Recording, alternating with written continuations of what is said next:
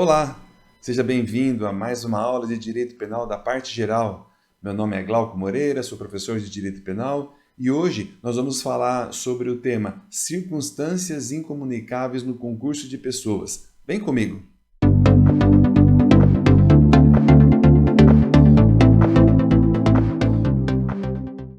Antes de mais nada, eu quero convidar você a se inscrever no meu canal que está exibindo aqui. Então, se inscreva para você ter acesso a outros vídeos de outros temas de direito penal da parte geral. Então, vamos ao nosso tema. Para podermos iniciar esse assunto, é preciso fazer uma breve explanação a respeito da estrutura do tipo penal.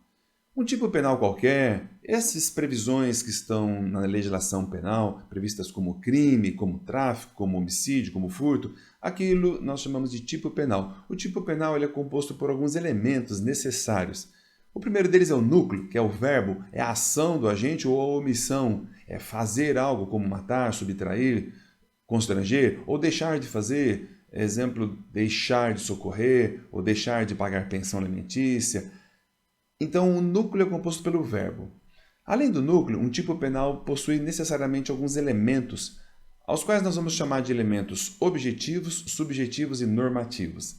Vamos lembrar disso. Elementos objetivos são aqueles que estão objetivamente descritos e previstos no tipo penal e não há necessidade alguma de fazer nenhum exame mais apurado. Exemplo, quando o tipo penal diz matar alguém, alguém é uma pessoa. Quando diz subtrair coisa alheia móvel, coisa é um objeto. Violação de casa, casa, portanto, é um elemento objetivo. Ou seja, elementos objetivos são claramente previstos no tipo penal e não precisam de nenhum grande esforço para entender qual o sentido que o legislador quis dar a essa expressão. Também possui os elementos subjetivos, que seriam os elementos de caráter psicológico. Via de regra, se fala em dolo e culpa. Mas é bem verdade que se o elemento psicológico de vontade é chamado dolo, e não há nenhuma dúvida nisso, a culpa não é exatamente um elemento psicológico, porque no crime, o tipo culposo, ele não advém de uma vontade de praticar um crime culposo. É o resultado que acaba sendo involuntário. O agente tem vontade de praticar uma conduta lícita, legal, porém o resultado não era o desejado por ele. Portanto, não existe exatamente uma ligação psicológica entre uma conduta culposa e o resultado culposo. Ele advém da inobservância do dever de cuidado. Mas ok, vamos nesse momento chamar dolo e culpa como elementos psicológicos. E os elementos normativos são aqueles elementos de um tipo penal que precisam ser interpretados, valorados para se chegar ao seu alcance, porque o legislador ele não consegue especificar quais são esses elementos. Por exemplo, a palavra, vamos trazer lá no artigo 244, sem justa causa. É preciso analisar caso a caso para saber se o agente deixou de socorrer ou deixou de pagar a pensão sem justa causa. Ok, então nós falamos do núcleo, falamos dos elementos do tipo e as circunstâncias. É esse o assunto que a gente vai falar hoje. As circunstâncias, elas podem ser de dois tipos. Basicamente, as circunstâncias são aqueles dados que estão agregados ao tipo penal básico, o tipo penal original, e a função dele é aumentar a pena ou diminuir a pena. Então, as circunstâncias elas não são dados, a princípio, não são dados essenciais. São dados agregados a um tipo penal essencial. Aqui na tela eu exibo para você as elementares. Porque elementares também são circunstâncias. Tanto é que aqui está sublinhado para você circunstâncias elementares.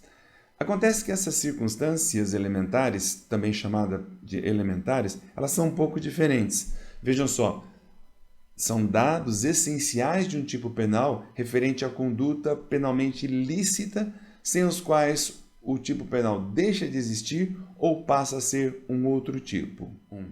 Agora eu quero chamar a sua atenção aqui. As elementares, elas são tão importantes, por isso que são chamados dados essenciais, são circunstâncias, é verdade, elas estão previstas num tipo penal, porém, se você subtrair, retirar aquele dado, aquele elemento que foi acrescentado ao tipo penal, ele deixa de caracterizar, deixa de qualificar, deixa de existir aquele próprio tipo penal. Exemplo, Uma apropriação indébita ou um furto ser praticado por funcionário público no exercício da função, isso passa a ter outro nome, isso passa a se chamar peculato. Então, o peculato só existe porque há uma previsão ali no 312 que fala do funcionário público. Logo, o funcionário público é uma elementar. Veja que não é só uma circunstância.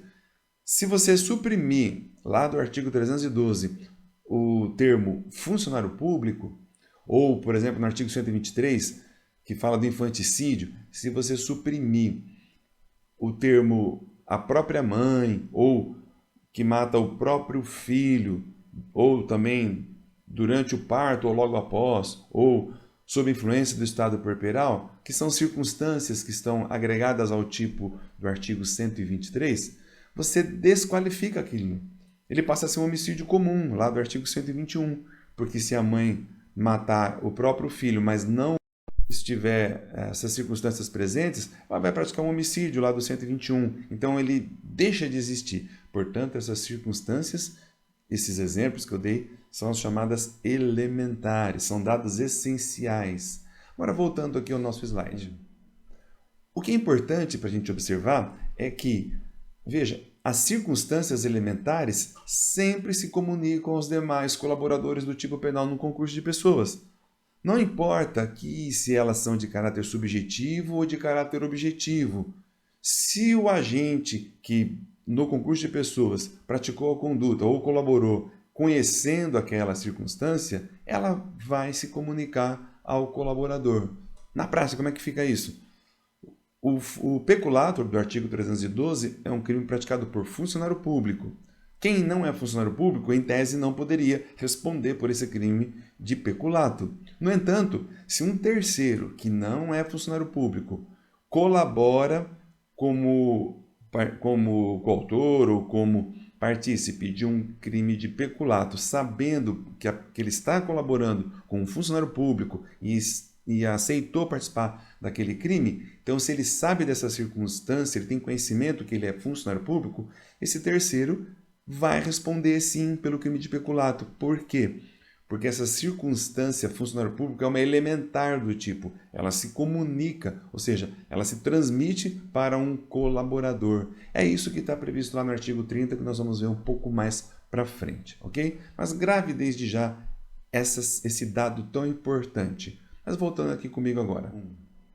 Mas como distinguir se uma circunstância ela é um dado acessório e secundário, que a gente vai chamar só de circunstância, a qual, se você suprimir e retirar ela, ela não vai mudar essencialmente o tipo penal. O tipo penal vai permanecer, porém, com penas diferentes, ou com pena menor ou com pena maior.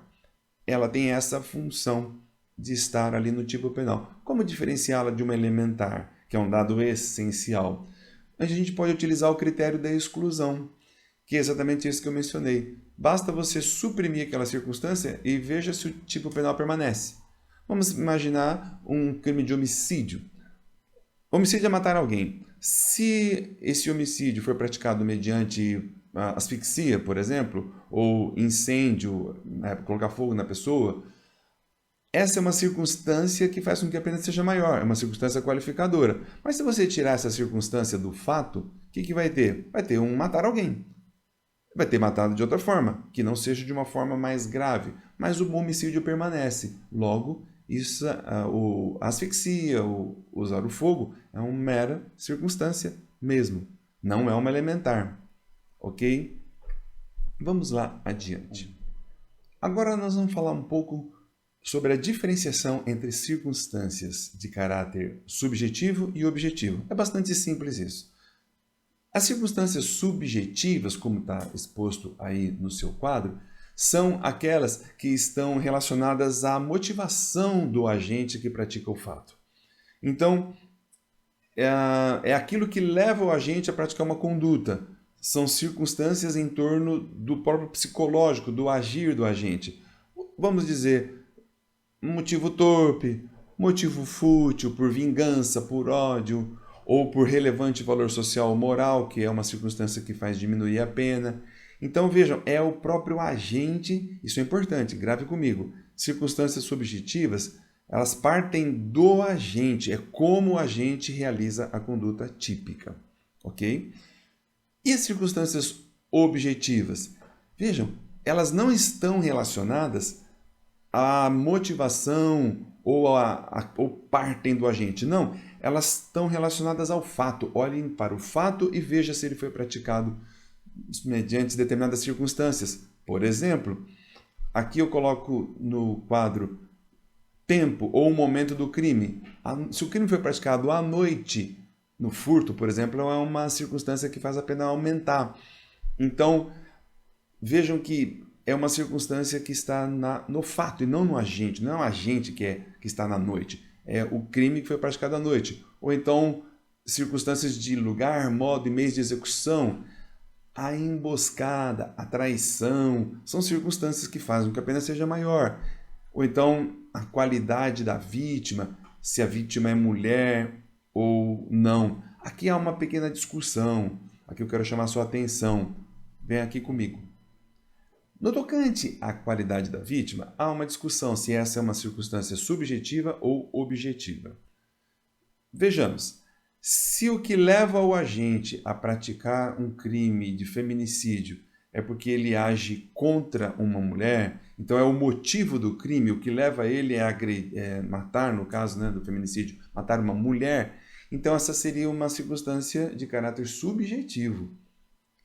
Por quê? Porque é o motivo que levou, é o homem que quer agredir e ofender a mulher, é a motivação dele. No entanto, há aqueles que entendem que essa mesma circunstância ela é de caráter objetivo. Objetivo, por quê? Porque mulher é mulher, homem é homem, são coisas diferentes, então não haveria muita discussão em torno desse elemento.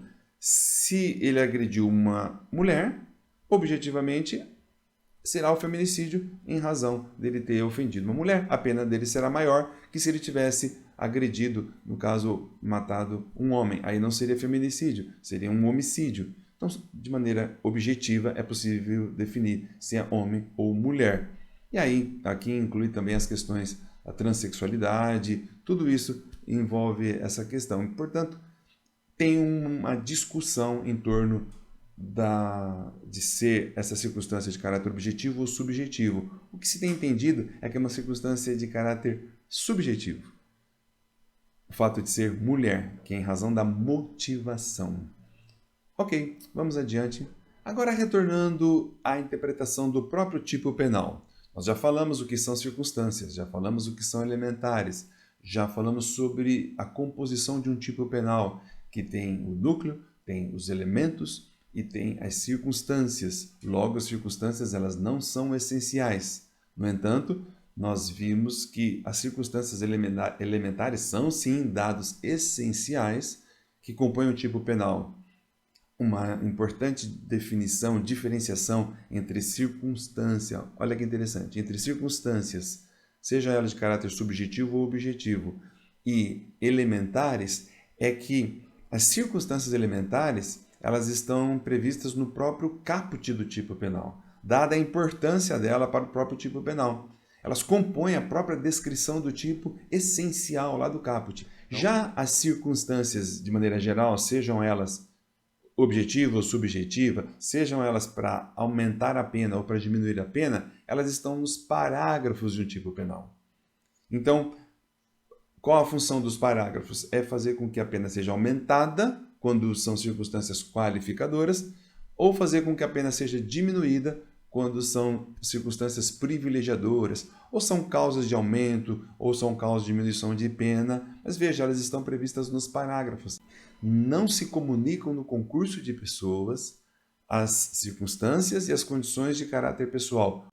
O que significa isso é que, num concurso de pessoas, quando um agente pratica uma conduta junto com outro, porque ele executa o próprio verbo, no caso eles seriam coautores, ou quando ele age por influência de um terceiro que o instigou, ou que o auxiliou, ou que colaborou, então nós temos a figura de autores e partícipes, ou coautores e partícipes.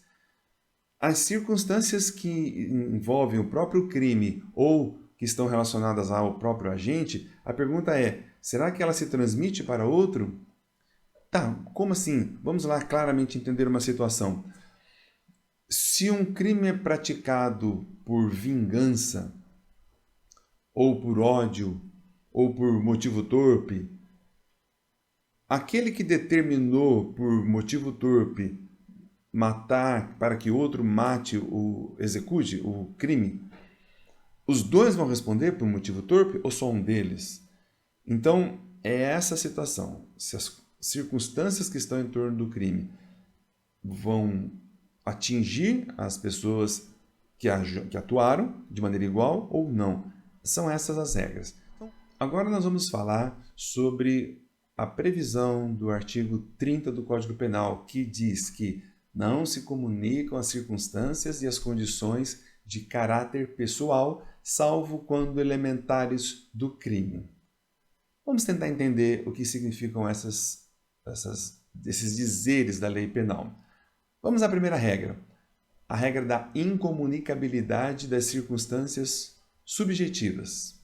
O que significa essa incomunicabilidade das circunstâncias subjetivas? Significa que aquilo que leva o agente a praticar o crime, ou seja, sua motivação, essa não se comunica, seja a um coautor ou seja a um partícipe. Por quê? Porque elas são de caráter pessoal, elas estão na própria motivação do agente. Vamos pegar aqui o exemplo de um pai de família que vê a sua filha sendo estuprada e morta por um terceiro, e ele sai atrás desse autor, do executor, né, da morte, do estupro, e correndo atrás dele, ele não consegue alcançar, ele cai no chão. E ele pede, por exemplo, para que um primo, irmão dele, um amigo, corra atrás da pessoa e mate a pessoa. E esse indivíduo vai e mata.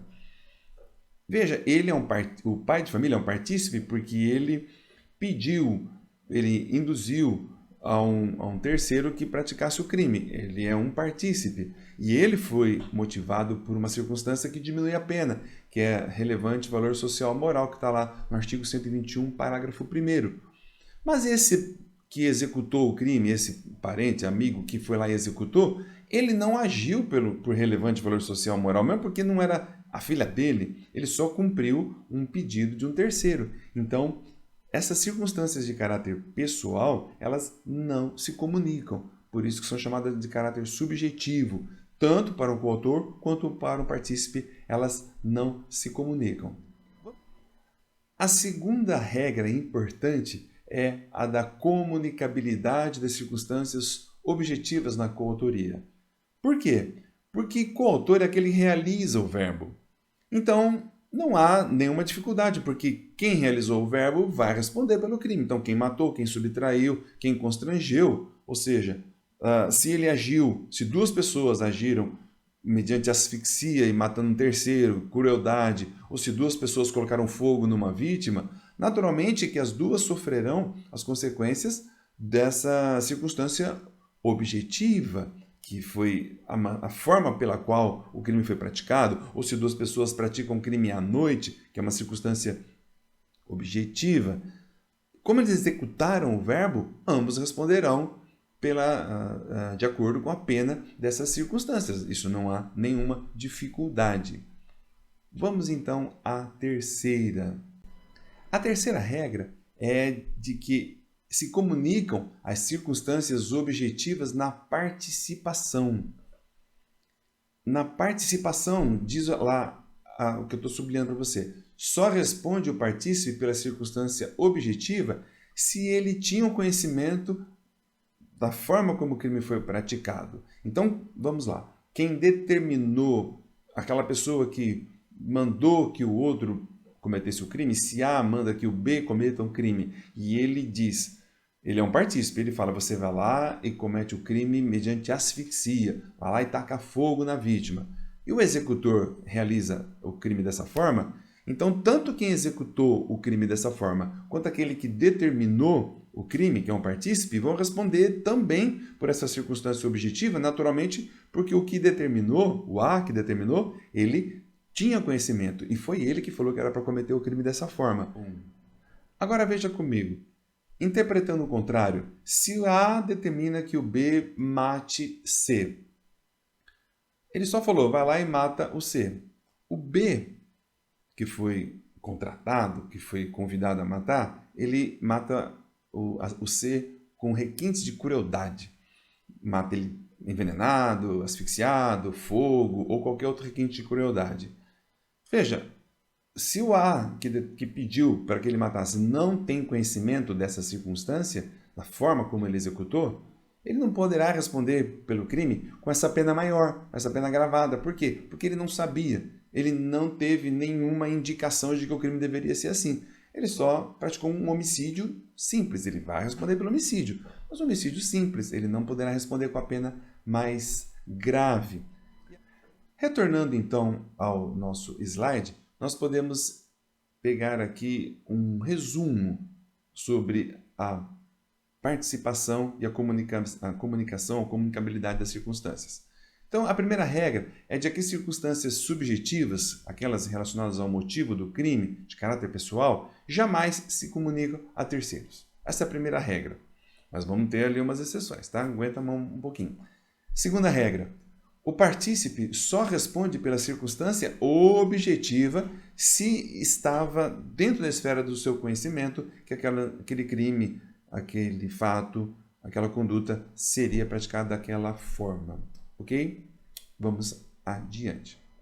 Como é que funciona, então, como é que ficam as condições de caráter pessoal? Porque o artigo 30 diz as circunstâncias e as condições de caráter pessoal. Então, veja aqui comigo, condições. Qual a diferença entre condições e circunstâncias? Já vimos que as circunstâncias de caráter pessoal, elas não se comunicam aos colaboradores, salvo se forem elementares. É o que está previsto no artigo 30. Mas isso são as circunstâncias. E o que são condições de caráter pessoal? Veja aqui comigo.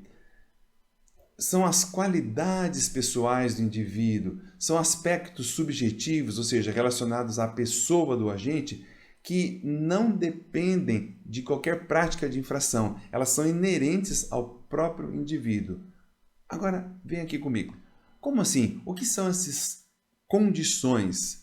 Condição da pessoa, da própria existência da pessoa. Não tem a ver com o crime, tem a ver com o indivíduo. Vamos imaginar a idade ser menor de 21 anos, ou se ele é funcionário público, se é maior de 70. Então, vejam, são condições de caráter pessoal, porque é o próprio indivíduo que é dessa forma. E não é o fato que é praticado por alguém menor de 21 anos ou maior de 21. Vejam, são condições do próprio indivíduo, ok? Essas condições de caráter pessoal, portanto, vamos retornar ali ao nosso slide. Então, qual é a regra que envolve as condições de caráter pessoal? Essas circunstâncias e condições subjetivas, elas não se comunicam ao terceiro, porque elas são de caráter pessoal, salvo se elementares do tipo, que é o que está previsto no artigo 30.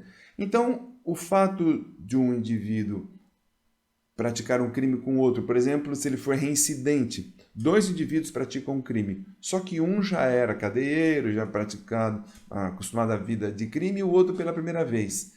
O fato dele ser reincidente é uma condição pessoal que não se comunica a um terceiro. Então, a pena maior que ele vai ter por ser reincidente não pode atingir aquele colaborador que atuou junto com ele, porque o outro estaria agindo pela primeira vez. Exceto se essa condição ela fizer parte do próprio tipo penal como uma elementar, que é o caso de funcionário público. O fato dele ser um funcionário público é uma condição pessoal, mas como o peculato diz o funcionário público que se apropria de bens, valores, porque está no exercício do cargo, então essa circunstância, no caso, essa condição pessoal dele, por fazer parte do tipo penal, da estrutura do tipo penal básico, ela se comunica. É o que diz a regra do artigo 30. Não se comunicam as condições ou as circunstâncias de caráter pessoal, exceto, salvo, se forem elementares do tipo penal. Então, um outro exemplo que eu acho que nos ajuda a entender isso. Vamos imaginar no infanticídio. No infanticídio, a mãe que mata o próprio filho durante o parto ou logo após, sob influência do estado puerperal, vejam, várias circunstâncias elementares, porque são circunstâncias que envolvem o tipo penal de homicídio. É um homicídio, na verdade, porém praticado mediante várias circunstâncias. Mas como elas estão previstas no caput, então elas são chamadas de circunstâncias elementares. Elas são essenciais ao tipo penal. Se você retirar alguma dessas circunstâncias, não subsistirá um infanticídio, vai cair para um homicídio comum. Então vejam, se não se comunicam as condições e as circunstâncias de caráter pessoal, essa condição de ser a mãe é uma condição, correto? Uma condição subjetiva. Ela é a mãe do próprio filho. Essa condição não se comunicaria, no entanto, como ela é no infanticídio, ela é uma elementar, então ela vai se comunicar. Ela não se comunicaria por ser subjetiva, mas como ela, neste caso, ela do infanticídio, ela acompanha o próprio tipo penal, ela vai se comunicar a um colaborador. Qual a consequência disso? Significa que quem ajuda a mãe a matar o filho, o próprio filho, durante o estado puerperal, vai responder também por infanticídio, não vai responder por homicídio. Deu para entender? Essa circunstância, essa condição de caráter pessoal de ser mãe e de matar o próprio filho durante o estado puerperal, durante o parto, sob influência do estado puerperal, ela se comunicará ao colaborador. Lembra-se, artigo 30, não se comunicam as circunstâncias e as condições de caráter pessoal, salvo se elementares do tipo penal. No artigo 123, essas circunstâncias são, sim, elementares, logo, elas se comunicam. Como as circunstâncias podem aparecer no Código Penal? Veja, são vários tipos de circunstâncias. Eu falei algumas aqui a título de exemplo na nossa conversa, mas vejam que elas podem ser circunstâncias judiciais, aquelas previstas no artigo 59, em que o próprio juiz vai avaliá-las para a aplicação da pena, as condições da vítima, a forma como o crime foi praticado. São circunstâncias que envolvem o tipo penal e são apreciadas pelo juiz. Circunstâncias agravantes, elas estão agora previstas no próprio tipo penal, no artigo 61 e 62. Existe um rol de circunstâncias ali subjetivas ou objetivas que agravam a pena do agente. Atenuantes são circunstâncias que vão fazer com que a pena seja menor. Assim como as agravantes aumentam a pena, as atenuantes vão diminuir a pena aplicada pelo juiz. Causas de aumento e causas de diminuição de pena, eu pus apenas alguns exemplos aqui, mas existem outros vários exemplos no Código Penal. E circunstâncias qualificadoras também. Aqui o parágrafo 2º, até faltou aqui, vou desenhar aqui um parágrafo 2º do artigo 121 ou o parágrafo 2º do artigo 155. Mas são várias as circunstâncias e a forma como elas podem aparecer no tipo penal. E para finalizar o nosso tempo aqui de conversa e finalizar essa aula, nós vamos fazer um resumo sobre as regras do artigo 30. Um resumo de tudo aquilo que eu falei até agora. Então, acompanhe comigo.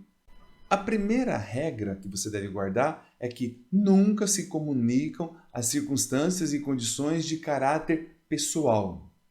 Circunstâncias e condições de caráter pessoal. Não se comunicam aos coautores, aos partícipes, sendo ou não sendo do conhecimento dos colaboradores. Por quê? Porque essas circunstâncias ou condições de caráter pessoal, elas são do indivíduo, motivações do indivíduo, ou que compõem a própria existência do indivíduo. Ser um menor de 21, ser funcionário público, ser reincidente ou praticar o crime por raiva, vingança, motivo torpe, elas não se comunicam a um terceiro. Consequência, as circunstâncias não irão alterar a pena dos demais, elas só atingem o próprio agente. Segunda regra.